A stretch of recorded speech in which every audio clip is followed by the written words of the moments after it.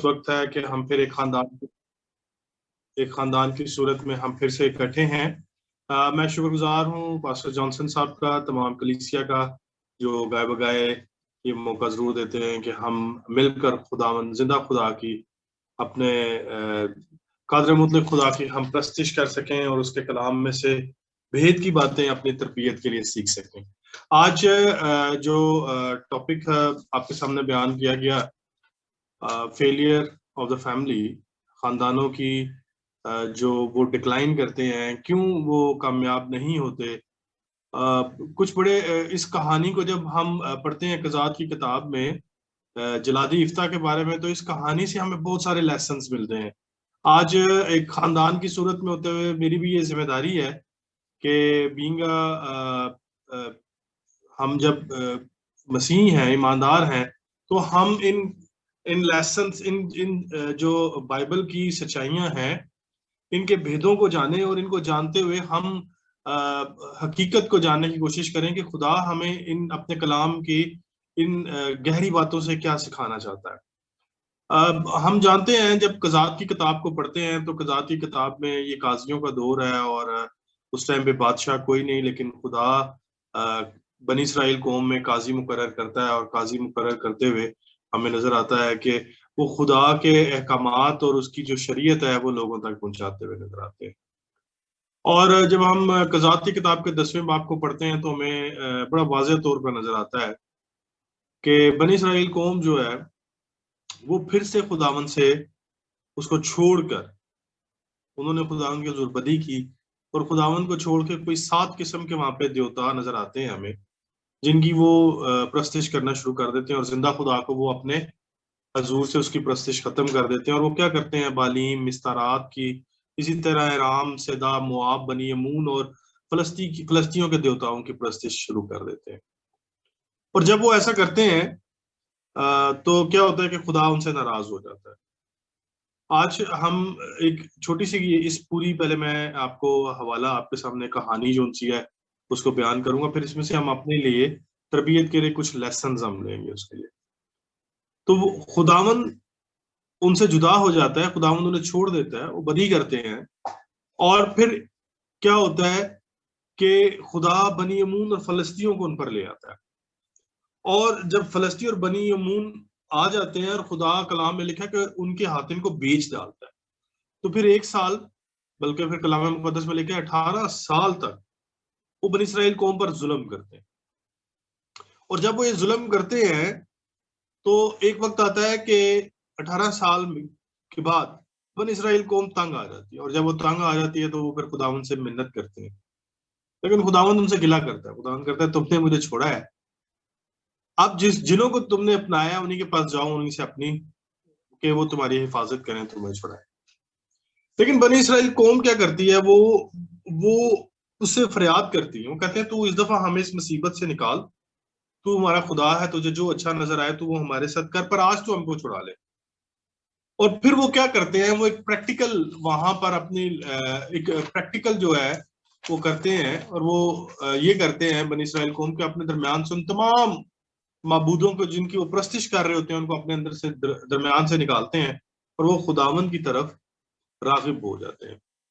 اور جب ایسے ہوتا ہے تو کلام مقدس میں لکھا ہے تب اس کا جی، یعنی خداوند تعالیٰ کا جی اسرائیل کی پریشانی سے کیا ہوا؟ غمگین ہو، اور خداوند نے ان کی فریاد کو سنا۔ پھر بنی امون جلاد میں خیمہ زن ہوتے ہیں کہ وہ آئیں اور ہم بنی اسرائیل کے ساتھ لڑیں، تو جلاد کے جو سردار اور حاکم ہیں اور جو بزرگ ہیں وہ اکٹھے ہوتے ہیں، اور وہ کہتے ہیں کہ ہم میں سے کون سا ایسا شخص ہے جو ان سے جا کر مقابلہ کرے۔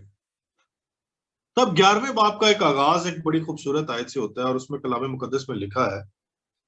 کہ جلادی افتح ایک بڑا زبردست سورما تھا، اور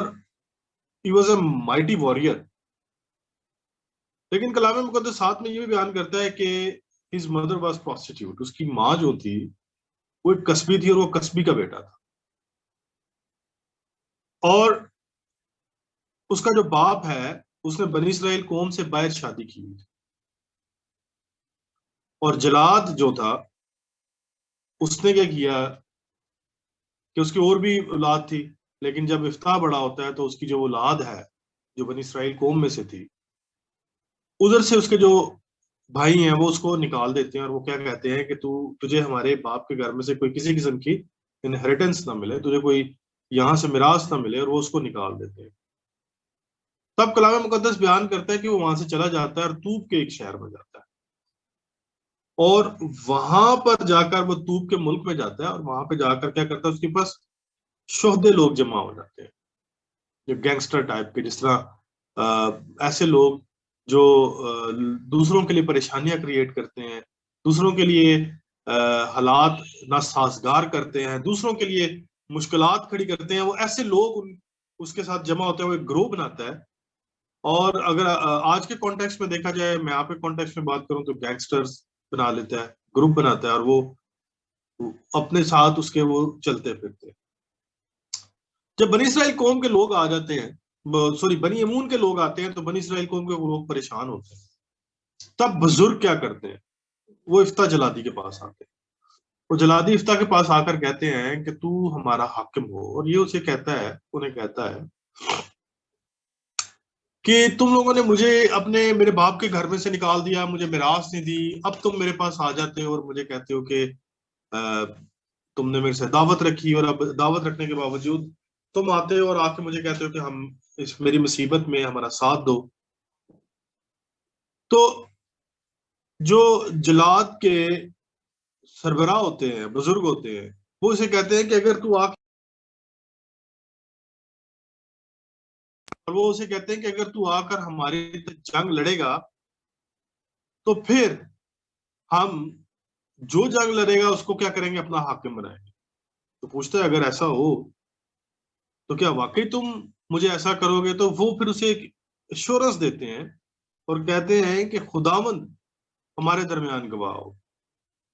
خداوند کو وہ درمیان میں ایک گواہ بنا لیتے ہیں۔ تب کلام مقدس بیان کرتا ہے کہ وہ ان کے ساتھ جاتا ہے اور وہ اسے اپنا سردار بناتے ہیں، اور افتح کے بارے میں لکھا ہے کہ مصفا میں خداوند کے آگے اپنی سب باتیں وہ کہہ رکھتا ہے۔ اب ایک ایسا شخص دیکھیں جو خداوند سے دور ہے، لیکن وہ خداوند کی اہمیت کو جانتا ہے، اور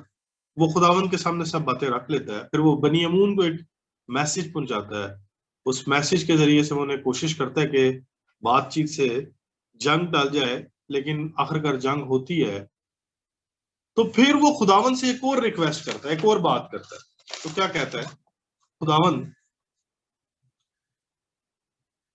اگر میں سلامت لوٹوں اور میں یہ جنگ جیت جاؤں تو جو کوئی میرے گھر میں سے دروازے سے نکل کر میرے استقبال کو آئے، وہ خداوند کا ہوگا، میں اس کی سوختنی قربانی کروں گا، میں اسے سوختنی قربانی کے طور پر خداوند کے لیے گزار دوں گا۔ وہ جنگ میں جاتا ہے، خداوند اسے فتح دیتا ہے، اور جب وہ واپس آتا ہے تو اس کی بیٹی اس کے گھر میں سے تبلے بجاتی ہوئی ناچتی خوشی سے اس کے استقبال کو نکلتی ہے، اور وہی کلام مقدس میں لکھا ہے وہی اس کی ایک اولاد تھی، اس کا سب کچھ وہ تھا، اور اس کے سوا اس کا کوئی بیٹا یا بیٹی نہ تھے۔ بڑا واضح کلام مقدس میں 11ویں باب کی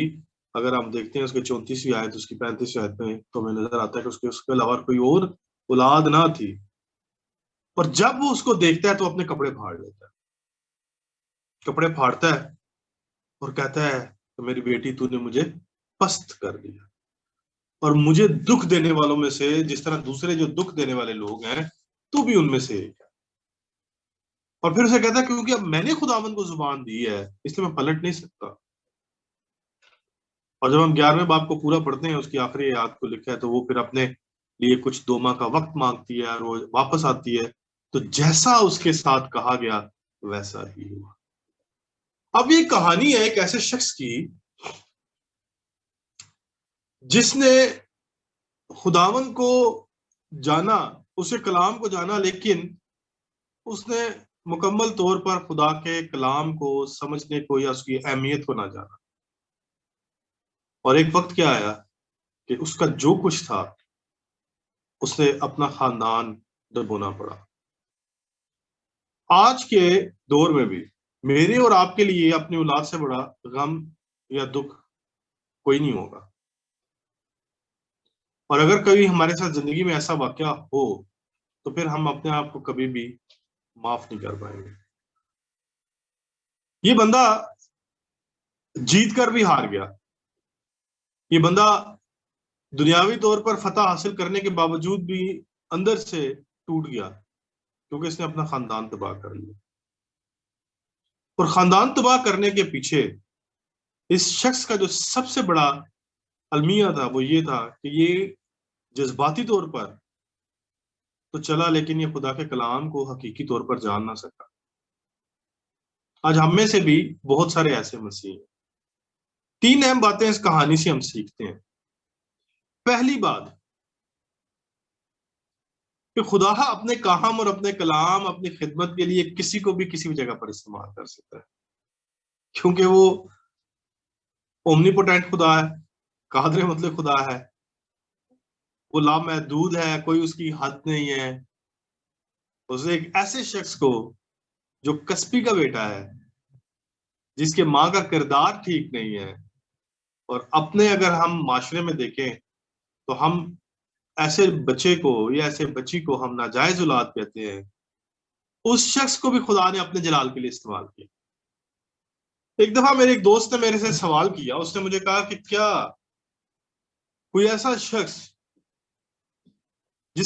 جس کے بارے میں ہم نہیں جانتے، جس کا نسب نامہ نہیں ہے، یا جس کے بارے میں ہم اس کے پیرنٹس کے بارے میں نہیں جانتے، کیا وہ خدا کی خدمت کر سکتا ہے؟ تو میرے ذہن میں اس وقت بھی افتاح جلادی کا خیال ہے کہ بے شک اس کے باپ کی، اس کی ماں کی غلطی تھی، لیکن خدا لامحدود خدا ہے۔ خدا نے جب اسے استعمال کرنا تھا اپنے کام کے لیے، خداوند نے استعمال کیا۔ آج بھی بہت سارے لوگ ہیں، جب خداوند اپنے کام کے لیے انہیں استعمال کرتا ہے تو وہ اس بات کو مد نظر نہیں رکھتا کہ اس کا خاندان کیسا ہے، کیونکہ وہ خدا اسے اپنے جلال کے لیے استعمال کرتا ہے۔ آج بہت سارے خادمین کی بھی ہم گواہیاں سنتے ہیں تو ہمیں پتہ لگتا ہے کہ ان کو اپنے پیرنٹس کا نہیں پتا۔ وہ ایسے گھرانوں میں رہتے ہیں، یا وہ ایسے جگہوں پہ رہتے ہیں جہاں پہ ان کے ماں باپ ان کو چھوڑ کے بچپن میں جب وہ پیدا ہوئے، ان کے پاس باپ یا ماں کا نام نہیں ہے، لیکن وہ خداوند کی خدمت کر رہے ہیں، کیونکہ یہ خداوند کی مرضی ہے، اور اس مرضی کو ہم کسی بھی جگہ پر چیلنج نہیں کر سکتے، کیونکہ جس طرح پہلے میں نے بات کی، خدا اپنے کلام کے لیے، اپنی خدمت کے لیے کسی کو بھی کسی جگہ پر استعمال کر سکتا ہے۔ افتاح جلادی کا ایک بڑا مثبت ہمیں کردار بھی نظر آتا ہے کہ جب اس کو اس کے ملک سے، اس کے خاندان سے، اس کی باپ کی میراث سے نکالا گیا، وہ چلا گیا، تو جب اس کے پاس لوگ آتے ہیں، بزرگ آتے ہیں، تو اس کہانی میں ہمیں بات ملتی ہے کہ جو کچھ انہوں نے اس سے بات کی، وہ سب باتوں کو خداوند کے پاس لے کر آ گیا، اس نے خداوند کے سامنے رکھ دیا۔ آج ہم میں سے کتنے ہیں جو خداوند کی مرضی کو جاننا چاہتے ہیں، یا خداوند کی مرضی کو جانتے ہیں؟ کیا خداوند تیری مرضی ہے کہ میں اس جگہ پر، جس جگہ پر بھی میں آج ہوں، یہاں پر تیری مرضی ہے؟ ہم بعض اوقات انسان ہوتے ہوئے مشکل میں آ جاتے ہیں، ہم سوچتے ہیں کہ خداوند پتہ نہیں میرے ساتھ یہ کیا ہو رہا ہے، لیکن خداوند ہمیں سکھاتا ہے کہ ہم آج جیسے ہیں، جس جگہ پر ہیں، اس میں خداوند کی مرضی شامل ہے۔ ہو سکتا ہے کہ بعض اوقات ہمارے انسان ہوتے ہوئے ہمارے اپنے جو فیصلہ جات ہیں، اور وہ غلط فیصلہ جات ہو، وہ ہم جس جگہ پر کھڑے ہیں اس جگہ پر اس میں اس کی بھی بڑی وجہ ہو سکتی ہے، وہ ریزنز ہو سکتی ہیں، لیکن اس کے باوجود بھی جب ہم خداوند کی مرضی کو جان لیتے ہیں تو پھر خداوند ہمیں فتح دیتا ہے۔ اب اس شخص کے ساتھ بھی کچھ ایسا ہی ہوا، اس نے خداوند کے سامنے باتیں رکھ دی، اس نے اپنی شاہزوری، اپنی طاقت پہ بھروسہ نہیں کیا۔ کلام بیان کرتا ہے کہ اس کے بارے میں لکھا ہے بڑا زبردست سورما تھا، جنگجو شخص تھا، لڑائی جھگڑے کرتا تھا، یہ لیڈر تھا، لیکن اس نے خداوند کی مرضی کو جانا اور خداوند کے سامنے رکھ دیا اس کو۔ تیسرا اہم پہلو جو اس کہانی سے ہمیں آج اپنے خاندانوں میں دیکھنے کے لیے ملتا ہے اس نے خداون سے ایک ایسی منت مانگ لی، ایک ایسی اس نے کمٹمنٹ کر لی جو میں سمجھتا ہوں کہ اس نے جذباتی ہو کر ایک غلط فیصلہ کر لیا۔ اگر یہ شخص مکمل طور پر یا کسی حد تک خدا کے کلام کو جانتا تو یہ کبھی بھی وہ فیصلہ نہ کرتا جو اس نے یہ فیصلہ کیا کہ جو میرے گھر سے پہلے آئے گا میں اسے خداون کے لیے قربان کر دوں گا، میں اس کی سوختنی قربانی کروں گا۔ اب کلام بیان کرتا ہے اس کی ایک ہی بیٹی تھی، اس کے علاوہ کوئی نہیں تھا، پھر یا اس کی بیوی ہوگی، تو اس نے ایک ایسا رسک لیا اپنی بیوی اور اپنی بیٹی کے لیے کہ ان دونوں میں سے کوئی آتا یا اس کا کوئی ملازم ہوتا، کوئی اس کا نوکر ہوتا، غلام ہوتا۔ لیکن یہ خدا کے کلام کو یہاں پر اس کا ایک لمیٹڈ نالج نظر آتا ہے، محدود نالج نظر آتا ہے، محدود اس کا علم نظر آتا ہے اس کے لیے۔ کیوں؟ کیونکہ خدا نے ہمیں بائبل مقدس میں کہیں پہ بھی یہ تعلیم نہیں دی، یہ کلام کی کے برعکس ہے، خدا کی تعلیمات کے برعکس ہے کہ ہم اپنے بچوں کی قربانی کریں۔ اگر ہم ابراہیم، بزرگ ابراہیم کی مثال کو دیکھتے ہیں، اس کو خدا نے کہا تھا کہ تو اپنے بیٹے کو میرے لیے قربان کر، لیکن جب خدا نے اس کو کہا تو خدا نے اس کو مہیا بھی کیا، لیکن افتح جلادی کو خدا نے نہیں کہا تھا، اس نے خود سے کمٹمنٹ کر لی تھی جو اس کی تباہی کا باعث بنا، جو اس کے خاندان کا یہ تباہی کا باعث بنا، اور یہ اچھی مثال نہ گنا گیا۔ اگر یہ خدا کے کلام کو جانتا تو خدا نے تو یہ کہا تھا کہ تو اپنی اولاد کو، اپنے بچوں کو میرے لیے نہ جلانا، تم انہیں قربان نہ کرنا کسی بھی جگہ پر، لیکن اس نے وہ غلط ڈیسیژن لیا، اور اس کا یہ غلط فیصلہ نہ صرف اس کے لیے،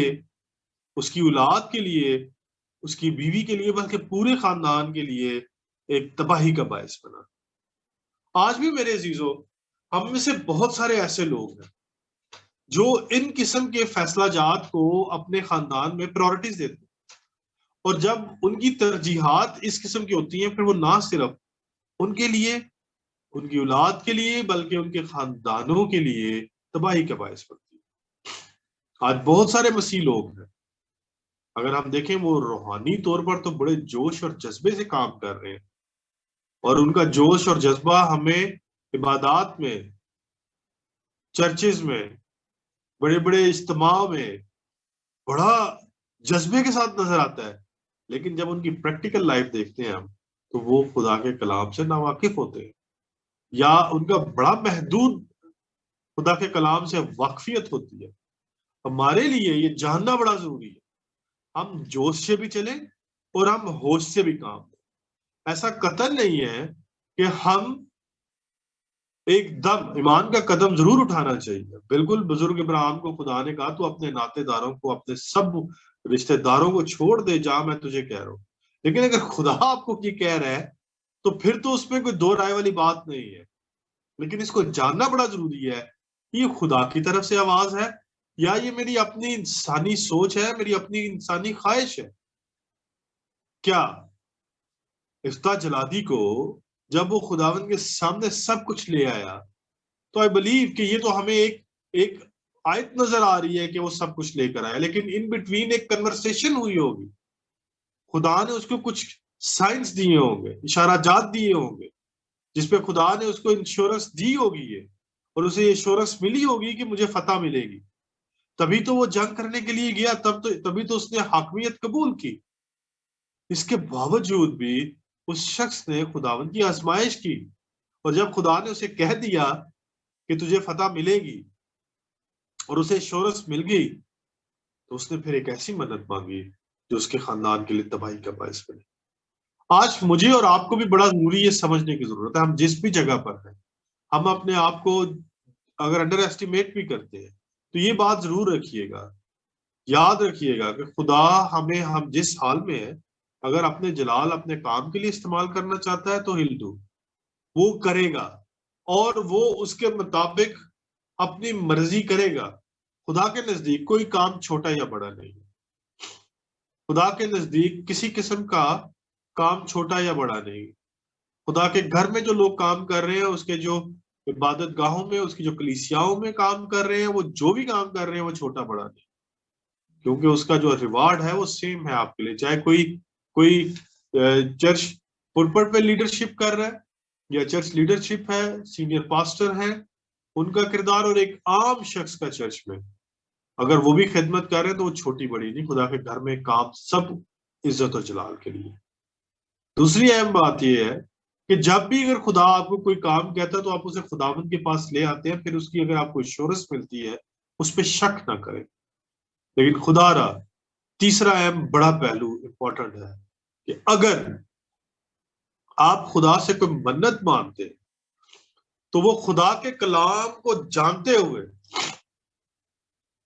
اس کو کلام کے ترازو میں رکھتے ہوئے ضرور آپ اسے کہیں, لیکن کوئی جذباتی فیصلہ نہ کر دیں. میں نے بہت سارے ایسے لوگوں کو دیکھا ہے کہ جب ہم انہیں عبادت گاہوں میں دیکھتے ہیں جوش جذبے کے ساتھ, اتنے جوش کے ساتھ وہ پرستش کرتے ہیں, وہ عبادت کرتے ہیں, وہ گیت گاتے ہیں, غیر زبانوں میں دعا کرتے ہیں, لیکن جب ان کی ہم بعد میں لائف کو دیکھتے ہیں, چرچ کے بعد کی عبادت کی بعد کی لائف کو, تو ہمیں دکھ ہوتا ہے, افسوس سے کہنا پڑتا ہے کہ اور ہم جان نہیں سکتے کہ کیا یہ وہی شخص ہے جو عبادت میں تھا یا یہ اس کا کوئی دوسرا رخ ہے. خدا کے کلام کو جانیے. جب تک ہم خدا کے کلام کو نہیں جانیں گے ہم روحانی طور پر اور جسمانی طور پر اپنے خاندان کو اپلفٹ نہیں کر سکیں گے. ہم انہیں انکلائن کی طرف نہیں لے کے جائیں گے بلکہ ڈکلائن ہماری زندگیوں میں ہوگا. آج یہ فیصلہ کریں کہ ہم نے خدا کے کلام کی حقیقی طور پر جاننا ہے, کیونکہ اگر ہم نہیں جانیں گے تو شاید جسمانی طور پر دنیاوی دولت تو ہم حاصل کر لیں گے لیکن روحانی دولت حاصل نہیں کر پائیں گے. روحانی طور پر اپنے اور اپنے خاندان کو بچانے کے لیے, اس کو بڑھانے کے لیے